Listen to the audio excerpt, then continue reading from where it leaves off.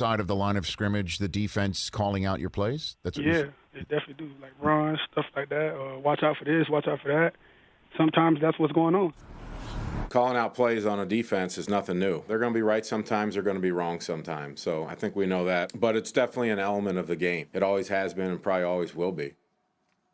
All right, listen, so it sure looks like opposing defensive have a better read on the Ravens offense this season as opposed to last season. Baltimore has the second largest drop-off in offensive efficiency and yards per play when comparing last season to this one. Only the Cowboys have had a larger drop-off in both areas, and that's with them losing their starting quarterback, Dak Prescott. So, Dan, is there some truth behind what Lamar is talking about here? All right, so when someone makes a claim like this, my first immediate thought is, well, show me the evidence. And you know why I love tape? Because tape is undeniable. We've all heard the saying, the eye in the sky doesn't lie, right? So everybody at home, I'm going to take you to court. You got jury duty today, all right? And what I'm going to do is I'm going to present the evidence to you guys and allow you to make your own determination. Give me 2 or 3 minutes of focus right here, okay? Everyone pay attention to a couple things, right? First play of the game. You go the whole week and you craft your game plan of how you want to start this football game. I want you to pay attention to the situation. First play of the game. Pay attention to this formation, the movement of the offense, and then the play that gets called, okay? First play of the game.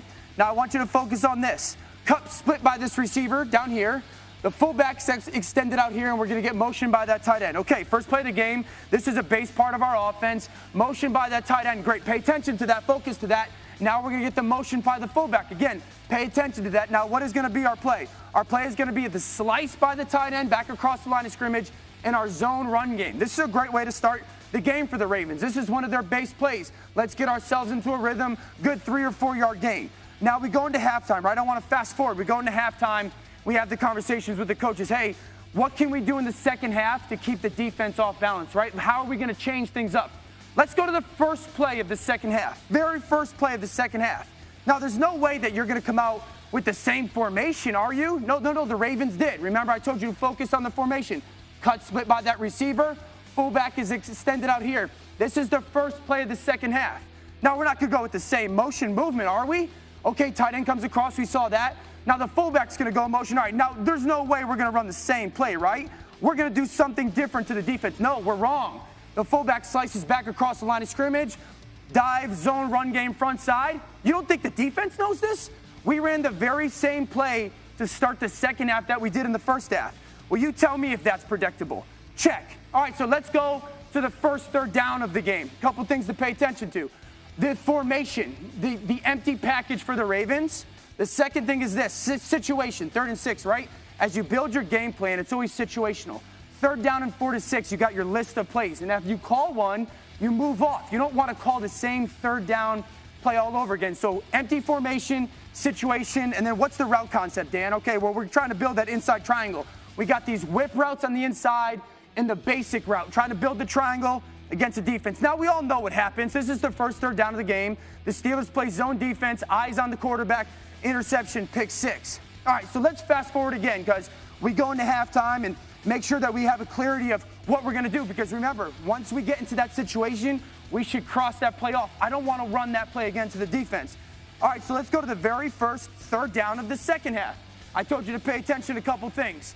Empty formation again. Well, that's odd. We're going to get into the same formation.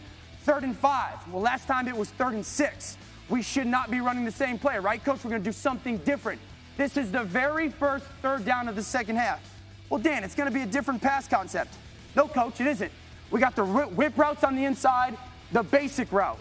I'm going to come out in the second half and run the very first same play on 3rd down, the first 3rd down I see that I ran on the first 3rd down of the game. You tell me, is that predictable? Check. Well, let's go to a play that worked well for our offense, okay? First half, the very first time that we get into 22 personnel, and that's what I want everyone to focus on. 22 personnel, that means 2 backs are in the backfield. You see a back here, this fullback is off in a weak set formation, and I got 2 tight ends, all right? Pay attention, 22 personnel. First time in this game that we get in 22 personnel. Now, what's going to be the play? We're going to get a short corner by this tight end. We're going to get the fullback in the flat, and we're going to go play action pass. This is great. First time in 22 personnel, Coach, we go play action pass. Look at this. This is a great completion for our offense. I love it. All right, so now the next time we get into 22 personnel, Coach, Next time we get into 22 personnel, we're definitely going to do something different, right? The very next time we get into that grouping, we're going to show something different. You see the back in the pistol, the fullback is in his weak set formation, those two tight ends, right? No, I get it, Coach. We're gonna show them the same formation out of the same group and try to run a different play. Well, what's going to be our play? Well, we're going to go short corner route. Perfect. We'll go short, but it's not going to be that same play action pass, is it? Where the fullback leaks into the flat, because the defense will never expect us to run the same exact play that we ran the last time we were in that 22 personnel. Here's the reality.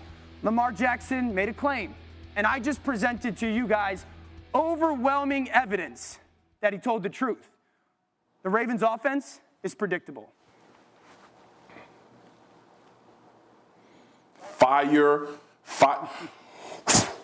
That's what I'm talking about. But listen, from that standpoint, Dan, and I almost feel like I shouldn't say anything after you just put that evidence together in that fire, but I'll try to add to that based on just the football people out there that's not as in-depth as you were in that tape. Be creative. Evolve in your passing game. Find other ways to attack teams. Don't lose your identity in that moment. Don't lose your identity as a football team. You're a physical, downhill running football team with an elite quarterback with his legs. You have to evolve this passing game, this offensive creativity, the weapons on the outside. If you want to win a Super Bowl in Baltimore, those things are going to have to happen outside of the fact that you can't be predictable, maybe because you feel confined about the personnel that you have.